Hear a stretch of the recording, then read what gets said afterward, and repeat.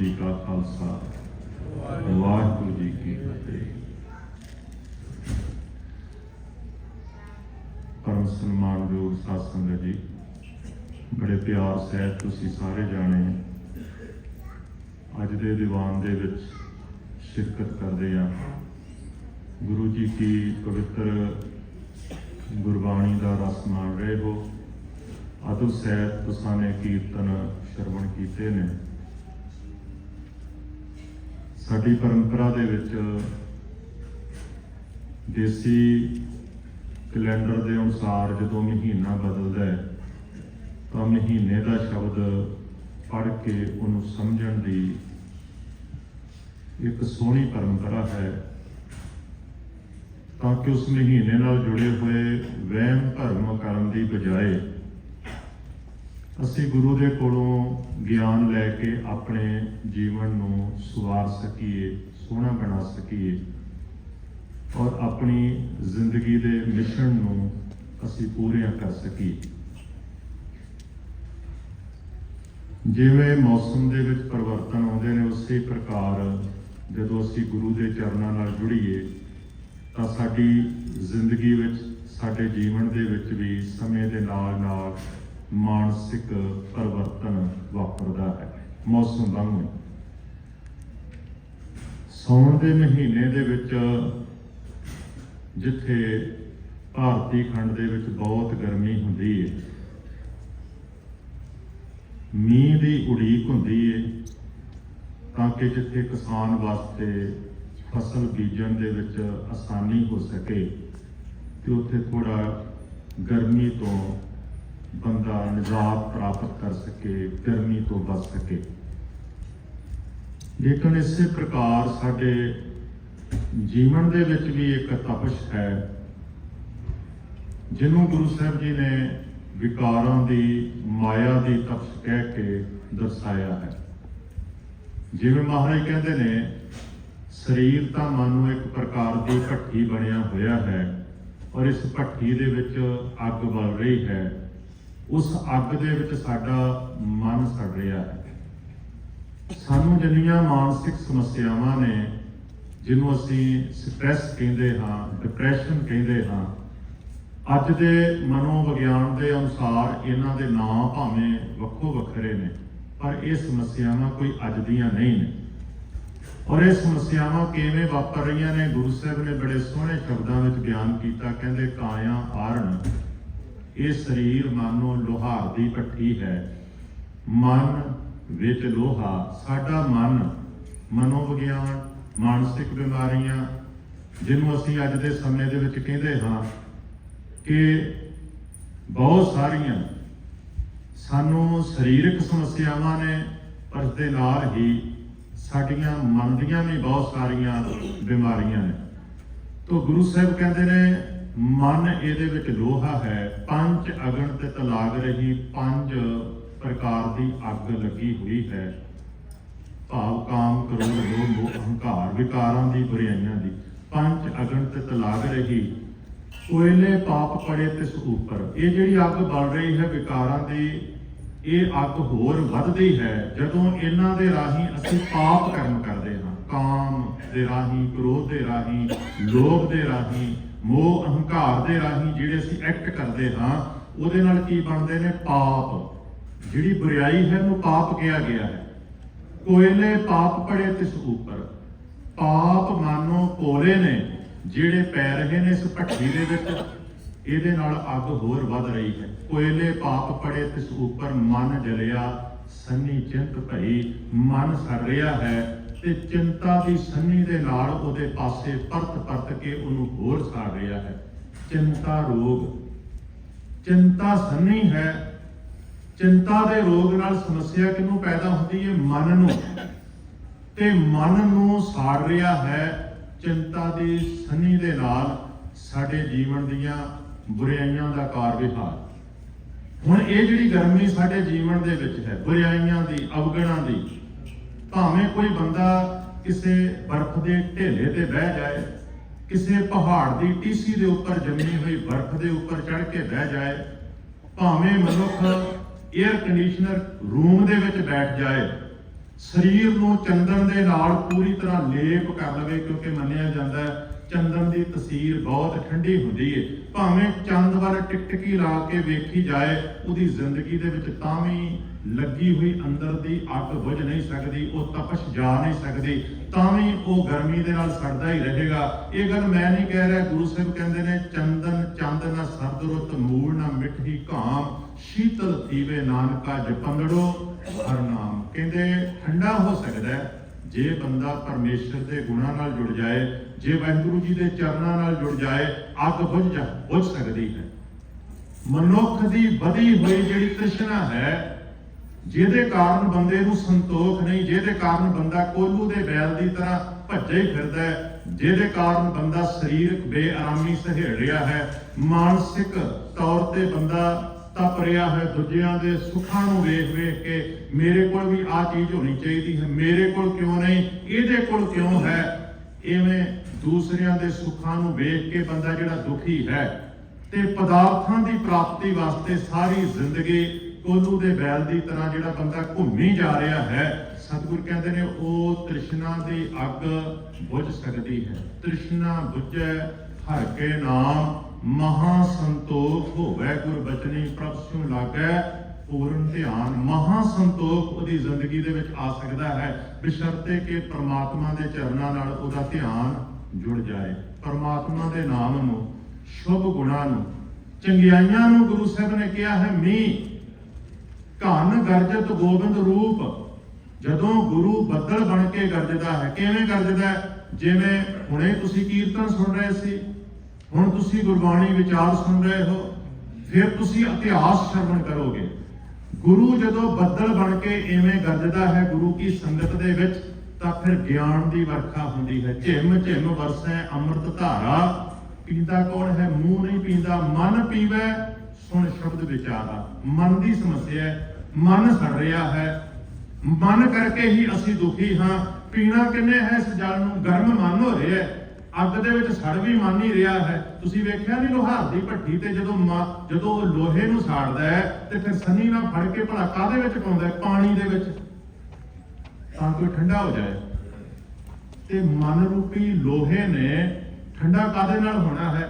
ਸ਼ੁਭ ਗੁਣਾਂ ਦੇ ਜਲ ਵਿੱਚ ਪੈ ਕੇ, ਗੁਰੂ ਦੇ ਸ਼ਬਦ ਦੇ ਅੰਦਰ ਪੈ ਕੇ, ਪਰਮੇਸ਼ਰ ਦੇ ਨਾਮ ਦੇ ਵਿੱਚ ਪੈ ਕੇ। ਇਸ ਲਈ ਮਹਾਰਾਜ ਕਹਿੰਦੇ ਨੇ ਕਿ ਜਦੋਂ ਤੂੰ ਪਰਮੇਸ਼ਰ ਦੇ ਗੁਣਾਂ ਨਾਲ ਜੁੜੇਗਾ, ਜਦੋਂ ਤੂੰ ਗੁਰੂ ਦੀ ਸ਼ਰਨ ਵਿੱਚ ਆਏਗਾ, ਜਦੋਂ ਗੁਰੂ ਪਾਠ ਰੂਪ ਦੇ ਵਿੱਚ, ਕੀਰਤਨ ਰੂਪ ਦੇ ਵਿੱਚ, ਵਿਚਾਰ ਰੂਪ ਦੇ ਵਿੱਚ, ਜਾਂ ਹੋਰ ਇਤਿਹਾਸਕ ਪਰੰਪਰਾਵਾਂ ਜਿਹੜੀਆਂ ਸਾਡੀਆਂ ਉਹਨਾਂ ਦੇ ਰੂਪ ਦੇ ਵਿੱਚ ਗਰਜੇਗਾ, ਤਾਂ ਫਿਰ ਗਿਆਨ ਦੀ, ਗੁਰੂ ਦੇ ਸ਼ਬਦ ਦੀ ਵਰਖਾ ਹੋਏਗੀ। ਝਿਮ ਝਿਮ ਵਰਸੈ ਅੰਮ੍ਰਿਤ ਧਾਰਾ, ਮਨ ਪੀਵੇ ਸੁਣ ਸ਼ਬਦ ਵਿਚਾਰਾ। ਮਨ ਪੀਵੇਗਾ, ਉਸ ਜਲ ਨੂੰ ਮਨ ਪੀਵੇਗਾ, ਤੇ ਫਿਰ ਠੰਡਾ ਵੀ ਕੌਣ ਹੋਏਗਾ?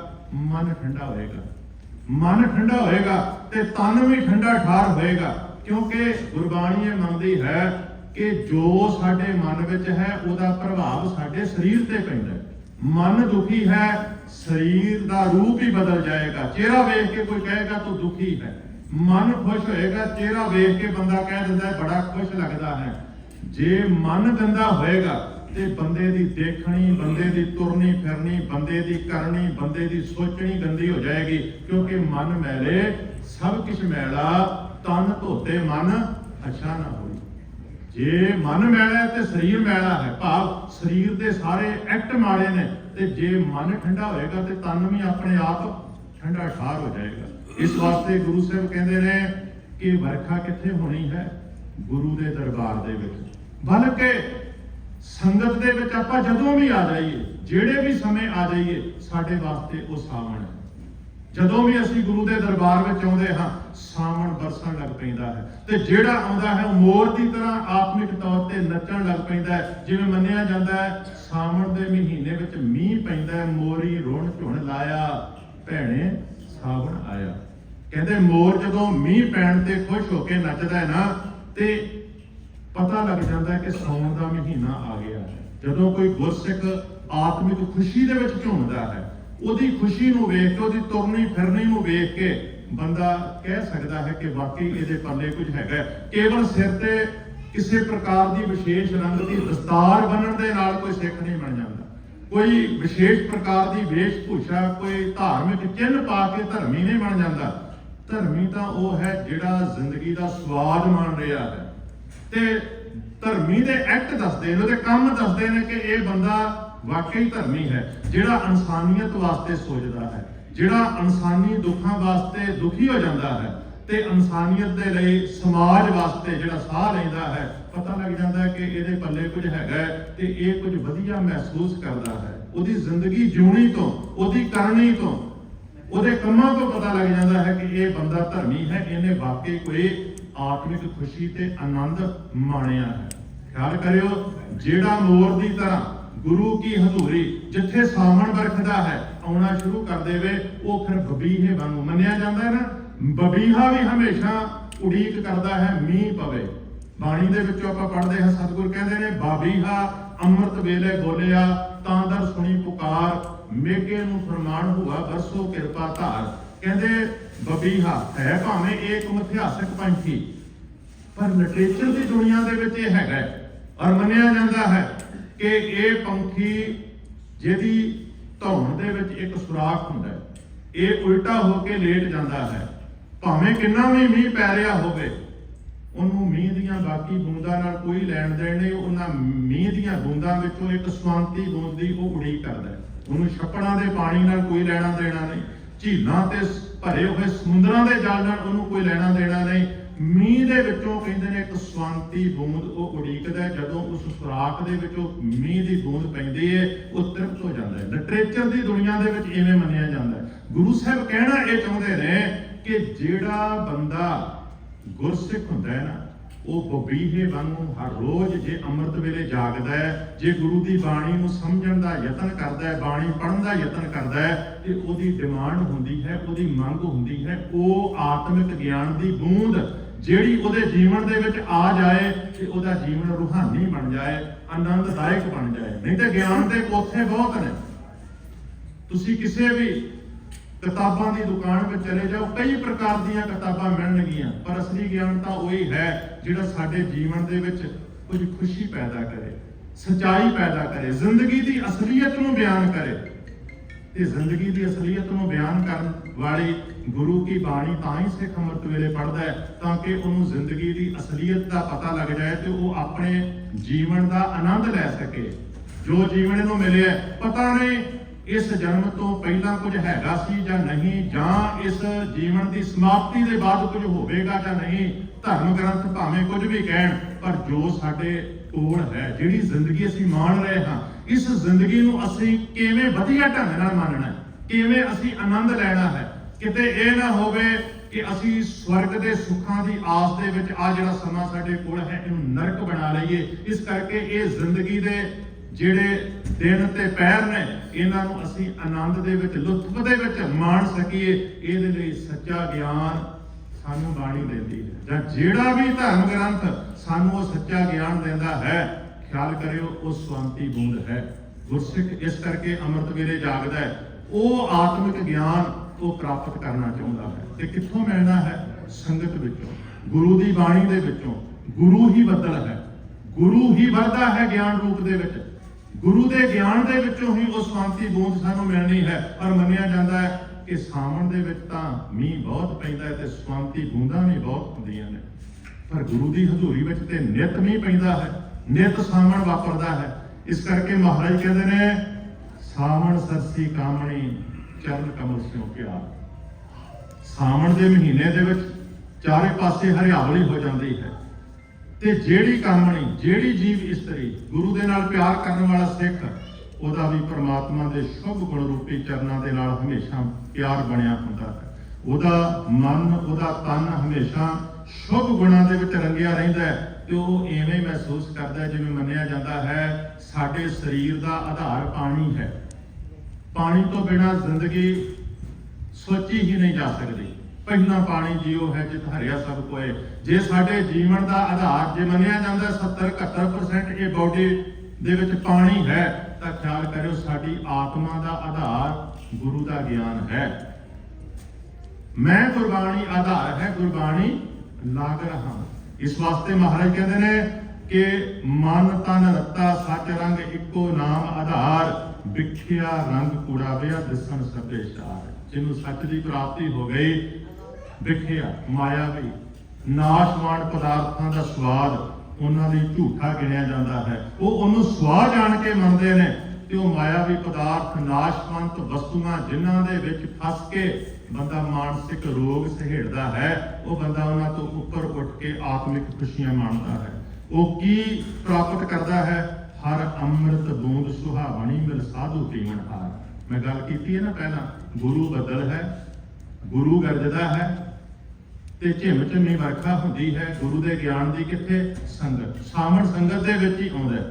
इथों आत्मिक जीवन देने वाली बूंद उन्होंने प्राप्त होंदी है। हर अमृत बूंद सुहावनी जिहड़ी बड़ी सोहनी है, मिल साधु पीवन हार। गुरसिखां की संगत विच मिल के वो पीवन हार हो जाता है, पीण दे समर्थ हो जाता है। वाण तिन प्रभ संग मौलिया समृत पुरख अपार। कहते जिस प्रभु के मिलाप नाल, भाव जिस वाहिगुरु जी के शुभ गुणों के प्राप्त होने के नाल मनुख का जीवन वनस्पति की तरह हरिया भरिया हो जाता है। जो प्रभु सारा कुछ करने के समर्थ है, ਉਹਦੇ हुक्म ਦੇ ਵਿੱਚ, ਉਹਦੀ रजा ਦੇ ਵਿੱਚ ਜਿਉਣਾ ਉਹ ਮਨੁੱਖ ਸਿੱਖ ਲੈਂਦਾ ਹੈ। हर मिलने ਨੂੰ मन लोचदा कर्म मिलावन हार। ਉਹਦਾ मन हमेशा यही लोचा करता है, संगत मिल जाए, गुरु का ज्ञान मिल जाए, सच्चाई की समझ आ जाए, ਉਹਦੇ जीवन का मनोरथ जिहड़ा है वो असलीयत ਨੂੰ समझण वाला बन जाता है। ना करके ਉਹਦੀ प्राप्ति कर्म कांड के ਉਹ ਭੱਜਾ ਫਿਰੇ, ਕਿਹੜਾ कर्म कांड ਕਰਨ ਨਾਲ ਧਨ ਮਿਲੇਗਾ, ਕਿਹੜਾ कर्म कांड ਕਰਨ ਦੇ ਨਾਲ माया भी पदार्थिक कार्यां दे विच सफलता प्राप्त होएगी। वो इवें जंतरां मंत्रां तंत्रां ते होर कई प्रकार के कर्म कांडां विच फसन दी बजाए वो धार्मिक काम करेगा जिहदे नाल जिंदगी की असलीयत की समझ आएगी। वो काम नहीं करेगा जिहदे बारे गुरु साहिब कहते हैं, ऐसो अचरज देखो कबीर दादक के भोले बरोले नीर। कि बंदा पानी रिड़की जाए, वो दही रिड़केगा ताकि ਉਹਦੇ ਵਿੱਚੋਂ मक्खन की प्राप्ति होवे। नहीं तो धार्मिक दुनिया में धर्म के नाम से पानी रिड़कण वालियां की कोई कमी नहीं। सारी सारी जिंदगी पानी रिड़कते रहते हैं ते पानी वाल वेख के सोचते हैं मक्खन का पिन्ना प्राप्त होएगा, पर ਉਹਦੇ ਵਿੱਚੋਂ मक्खन का पेड़ा नहीं मिल सकता। पंडित दही बलोईए भाई, विचों निकले तप जल, मथिए जल देखिए भाई, ये जग एहा वक्त। कह लगे पंडित जे दही रिड़केगा तो विचों मक्खन निकलेगा, पानी रिड़केगा तो बेंदा रही पानी ही प्राप्त होएगा, पानी ही नजर आएगा, मक्खन का पेड़ा प्राप्त नहीं होने लगे। जिहड़ा गुरसिख इस असलीयत को समझ लेंदा है, सतगुर कहते हैं कि वो फिर कर्म कांडां दे विच नहीं फसदा, बल्कि ਉਹਦਾ हमेशा मन लोचदा रहिंदा है। वो शुभ गुणों की प्राप्ति वास्ते, चंगे कर्म पैदा करने वास्ते यतन करे। जिन्नी सखिए प्रभ पाया हों तिनकै सद बलिहार। जिन्ना गुरसिख सखियां ने इहो जिहा आत्मिक जीवन प्राप्त कर लिया है, महाराज कहते मैं उन्हां तो सदके जांदा हां, मैं उन्हां तो बलिहारने जांदा हां जिन्हां ने अपना एवें दा जीवन बना लिया है।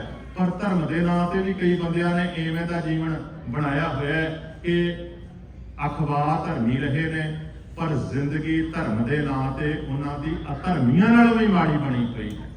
स्वर्ग की सुखां की लालसा दे विच अपनी जिंदगी नूं उन्होंने दुखां दे विच पाया होया। सतगुर कहते हैं जिन्नी सखिए प्रभ पाया हों तिनकै सद बलिहार। नानक हर जी मया कर शब्द सुवारण हार।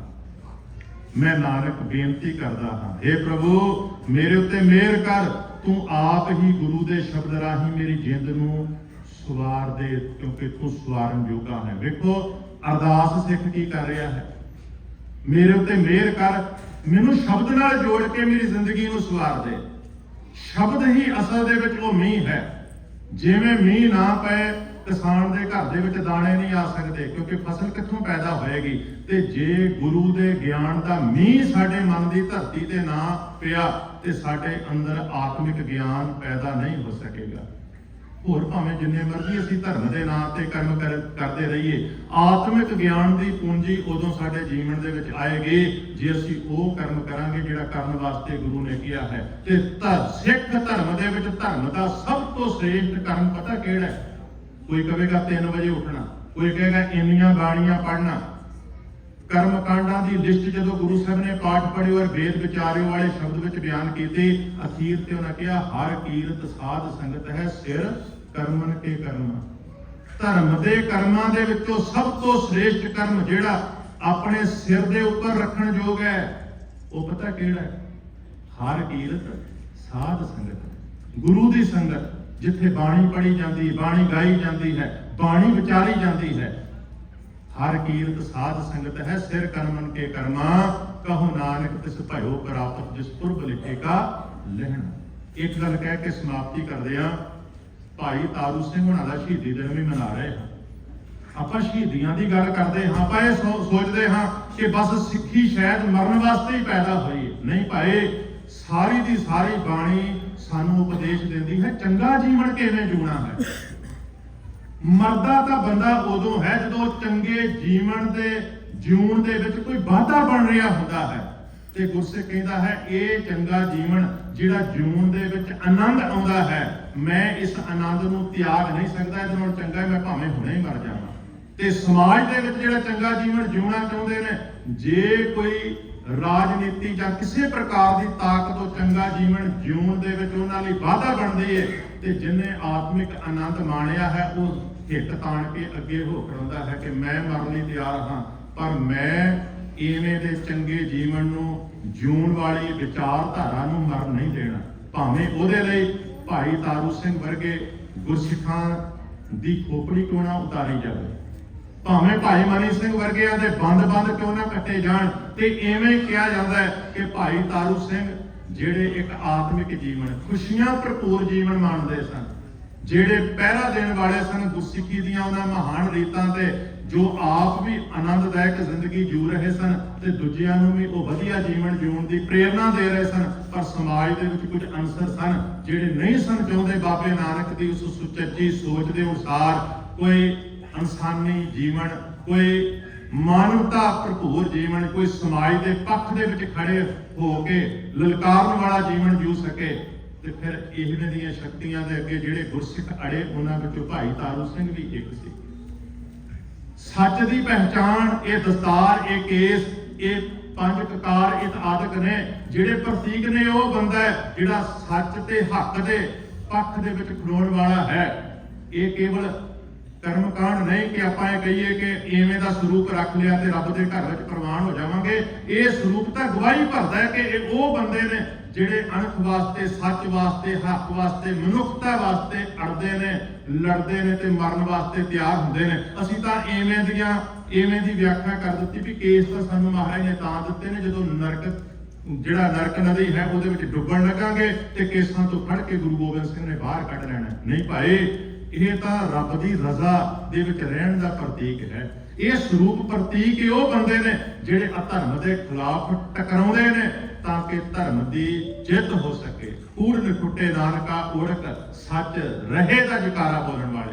ਤੋਂ ਭਾਈ ਤਾਰੂ ਸਿੰਘ ਦੀ ਖੋਪੜੀ ਉਤਾਰ ਕੇ ਉਹਨਾਂ ਨੂੰ ਖਤਮ ਕਰਨ ਵਾਸਤੇ ਹੁਕਮ ਕੀਤਾ ਗਿਆ। ਇਹ ਤਾਂ ਡਰਾਉਣਾ ਸੀ ਕਿ ਛੱਡ ਜਾਣ ਆਪਣੇ ਹੱਥ ਨੂੰ, ਪਰ ਉਹਨਾਂ ਨੇ ਕਿਹਾ ਨਹੀਂ, ਕਿਸੇ ਵੀ ਪ੍ਰਕਾਰ ਦਾ ਤਸੀਹਾ ਦੇ ਲਿਓ, ਪਰ ਮੈਂ ਸਿੱਖੀ ਤੋਂ ਮੁੱਖ ਮੋੜਨ ਵਾਲਾ ਨਹੀਂ। ਕਿਉਂਕਿ ਇਹਨਾਂ ਦਾ ਜੀਵਨ ਤਾਂ ਗੁਰਬਾਣੀ ਨੂੰ ਜਾਂ ਸੱਚੇ ਗਿਆਨ ਨੂੰ ਉਵੇਂ ਹੀ ਆਧਾਰ ਮੰਨਣ ਵਾਲਾ ਸੀ। ਜਿਵੇਂ ਆਪਾਂ ਪਹਿਲਾਂ ਗੱਲ ਕਰ ਚੁੱਕੇ ਹਾਂ, ਸਰੀਰ ਦਾ ਆਧਾਰ ਪਾਣੀ ਹੈ ਤੇ ਸਾਡੀ ਆਤਮਾ ਦਾ ਆਧਾਰ ਗੁਰਬਾਣੀ ਹੈ। ਮੀਨ ਪਕੜ ਖਾਂ ਕਿਵਰ ਕਾਟਿਓ ਰਾਤ ਕੀਓ ਬਹੁ ਖਾਨੇ, ਖੰਡ ਖੰਡ ਕਰ ਭੋਜਨ ਕੀਨੋ ਤੋ ਨਾ ਵਿਸਰਿਓ ਪਾਣੀ। ਮੱਛੀ ਨੂੰ ਛੋਟਾ ਕੱਟ ਦਿੱਤਾ ਜਾਵੇ, ਸ਼ਿਕਾਰੀ ਖਾ ਲਵੇ ਤਾਂ ਵੀ ਉਹਨੂੰ ਪਿਆਸ ਲੱਗਦੀ ਏ। ਮੰਨਿਆ ਜਾਂਦਾ ਮਰਨ ਦੇ ਬਾਅਦ ਵੀ ਮੱਛੀ ਪਾਣੀ ਕਰਦੀ ਏ। ਗੁਰਸਿੱਖ ਤਾਂ ਤਸੀਹੇ ਸਹਿੰਦਿਆਂ ਹੋਇਆਂ, ਮਰਦਿਆਂ ਹੋਇਆਂ ਵੀ ਹਮੇਸ਼ਾ ਗੁਰਬਾਣੀ ਦੀ ਵਿਚਾਰਧਾਰਾ ਦੇ ਵਿੱਚ ਰਹਿ ਕੇ ਜ਼ਿੰਦਗੀ ਮੰਨਦਾ ਹੈ। ਉਹ ਕਦੇ ਮੌਤ ਤੋਂ ਵੀ ਡਰਦਾ ਨਹੀਂ। ਕਾਇਆ ਕਾਪਰ ਚੀਰ ਬੋ ਹਾਰੇ ਹਰ ਰੰਗ ਨਾਲ ਹੈ ਸੁਭਾਗਾ। ਪੱਕੇ ਰੰਗ ਵਾਲੇ ਕੱਪੜੇ ਨੂੰ ਕੈਂਚੀਆਂ ਨਾਲ ਵੀ ਜੇ ਕੋਈ ਕੱਟਣ ਦਾ ਯਤਨ ਕਰੇ, ਨਿੱਕਾ ਕਰ ਦੇਵੇ, ਰੰਗ ਥੋੜੀ ਉਤਰਦਾ ਹੈ। ਗੁਰਸਿੱਖ ਜੇ ਗੁਰਸਿੱਖੀ ਦਾ ਰੰਗ ਚੜਿਆ ਹੋਵੇ ਉਹ ਸਾਰੇ ਦੁੱਖ ਸਹਿ ਲੈਂਦਾ, ਪਰ ਉਹ ਰੰਗ ਆਪਣੇ ਜੀਵਨ ਦੇ ਵਿੱਚੋਂ ਕਦੇ ਦੂਰ ਨਹੀਂ ਕਰਦਾ। ਉਹ ਰੰਗ ਚੜ੍ਹਨਾ ਹੈ ਗੁਰੂ ਦੀ ਸੰਗਤ ਵਿੱਚ ਆ ਕੇ। ਆਖਰੀ ਪੰਕਤੀ ਹੈ, ਸਾਵਣ ਤਿਨਾ ਸੁਹਾਗਣੀ ਜਿਨ ਰਾਮ ਨਾਮ ਉਰਹਾਰ। ਭਾਈ ਸਾਵਣ ਦੇ ਮਹੀਨੇ ਦੇ ਵਿੱਚ ਉਹੀ ਜੀਵ ਇਸਤਰੀਆਂ ਸੁਹਾਗਣੀਆਂ ਨੇ ਗੁਰੂ ਵਾਲੇ ਨੇ ਉਹ ਗੁਰਸਿੱਖ, ਉਹ ਪੂਰੇ ਨੇ ਜਿਨ੍ਹਾਂ ਦੇ ਹਿਰਦੇ ਦੇ ਵਿੱਚ ਪਰਮੇਸ਼ਰ ਦੇ ਨਾਮ ਦਾ ਹਾਰ ਹੈ। ਜਿਵੇਂ ਸੁਹਾਗਣੀ ਦੇ ਕੁਝ ਸ਼ਿੰਗਾਰ ਹੁੰਦੇ ਨੇ, ਉਹਨੇ ਕੁਝ ਹਾਰ ਪਾਇਆ ਹੁੰਦਾ, ਜਿਸ ਤੋਂ ਪਤਾ ਲੱਗ ਜਾਂਦਾ ਹੈ ਇਹ ਸੁਹਾਗਣੀ ਹੈ, ਵਿਆਹੀ ਹੋਈ ਇਸਤਰੀ ਹੈ। ਗੁਰਸਿੱਖ ਪਹਿਚਾਣਿਆ ਜਾਂਦਾ ਹੈ ਸ਼ੁਭ ਗੁਣਾਂ ਤੋਂ, ਪਰਮੇਸ਼ਰ ਦੇ ਹੁਕਮ ਵਿੱਚ ਰਹਿਣ ਵਾਲਾ, ਜਿਹਨੇ ਹਾਰ ਪਾਇਆ ਹੋਇਆ ਆਪਣੇ ਜੀਵਨ ਵਿੱਚ, ਜਿਹੜਾ ਉਹਦੀ ਰਜ਼ਾ ਵਿੱਚ ਜ਼ਿੰਦਗੀ ਜਿਉਂਦਾ ਹੈ, ਲੋਕ ਨੇਚਰ ਨੂੰ ਮੰਨਦਾ ਹੈ, ਕਹਿੰਦੇ ਉਹ ਹੈ ਸੁਹਾਗਣੀ, ਉਹ ਹੈ ਗੁਰੂ ਦੇ ਨਾਲ ਜੁੜੀ ਹੋਈ ਜੀਵ ਇਸਤਰੀ, ਉਹ ਹੈ ਅਸਲੀ ਗੁਰਸਿੱਖ। ਨਹੀਂ ਤਾਂ ਖਿਆਲ ਕਰਿਓ ਸੁਹਾਗਣੀਆਂ ਦੇ ਨਾਲੋਂ ਜ਼ਿਆਦਾ ਸ਼ਿੰਗਾਰ ਜਿਹੜੇ ਨੇ ਨਾ, ਉਹ ਕੋਠੀਆਂ ਤੇ ਬਹਿਣ ਵਾਲੀਆਂ ਔਰਤਾਂ ਨੇ ਵੀ ਕੀਤੇ ਹੁੰਦੇ ਨੇ, ਵੇਸ਼ਮਾਵਾਂ ਨੇ। ਕੇਵਲ ਬਾਹਰੀ ਸ਼ਿੰਗਾਰ ਨਾਲ ਗੱਲ ਨਹੀਂ ਬਣਦੀ, ਕਾਮਣ ਤੋ ਸ਼ਿੰਗਾਰ ਕਰ ਜਾਂ ਪਹਿਲਾਂ ਕੰਤ ਮਨਾਏ। ਪਹਿਲਾਂ ਆਪਣੇ ਗੁਰੂ ਦੇ ਸਿਧਾਂਤ ਨੂੰ ਆਪਣੇ ਜੀਵਨ ਵਿੱਚ ਅਪਣਾ, ਫਿਰ ਤੂੰ ਪੂਰਾ ਗੁਰਸਿੱਖ ਹੈ। ਫਿਰ ਪਾਇਆ ਹੋਇਆ ਬਾਣਾ ਜਿਹੜਾ ਹੈ ਇਹ ਗੁਰਸਿੱਖੀ ਵਾਸਤੇ ਨਮੋਸ਼ੀ ਨਹੀਂ ਬਣੇਗਾ, ਬਲਕਿ ਇਸ ਸਰੂਪ ਨੂੰ ਵੇਖ ਕੇ ਲੋਕ ਕਹਿਣਗੇ ਵਾਹ ਨਿਹੰਗ ਆਏ ਨੇ ਤੇ ਭਾਈ ਹੁਣ ਨਿਸੰਗ ਹੋ ਕੇ ਬੂਹੇ ਖੋਲ ਦਿਓ, ਇਹਨਾਂ ਦੇ ਕੋਲੋਂ ਕੋਈ ਡਰ ਨਹੀਂ ਹੈ, ਆ ਗਏ ਨੇ ਹੰਗ ਬੂਹੇ ਖੋਲ ਦਿਓ ਨਿਸੰਗ। ਐਸੇ ਗੁਰਸਿੱਖ ਗੁਰੂ ਦੇ ਗਿਆਨ ਰਾਹੀਂ ਇਸ ਸਤ ਸੰਗਤ ਰੂਪੀ ਜੋ ਸਥਾਨ ਹੈ, ਇੱਥੇ ਬਹਿ ਕੇ ਗੁਰੂ ਰੂਪੀ ਬੱਦਲ ਦੇ ਵਿੱਚੋਂ ਜਦੋਂ ਸਾਵਣ ਦਾ ਗਿਆਨ ਰੂਪੀ ਮੀਂਹ ਪਏਗਾ, ਉਹਦੇ ਵਿੱਚੋਂ ਸੱਚੇ ਗਿਆਨ ਦੀ ਬੂੰਦ ਧਾਰਨ ਕਰਕੇ ਹੀ ਆਪਾਂ ਉਹ ਅਸਲੀ ਅਵਸਥਾ ਪ੍ਰਾਪਤ ਕਰ ਸਕਦੇ ਹਾਂ। ਹੋਈਆਂ ਭੁੱਲਾਂ ਚੁੱਕਾਂ ਦੀ ਖਿਮਾ। ਬੁਲਾਓ ਜੀ ਫਤਿਹ। ਵਾਹਿਗੁਰੂ ਜੀ ਕਾ ਖਾਲਸਾ, ਵਾਹਿਗੁਰੂ ਜੀ ਕੀ ਫਤਿਹ।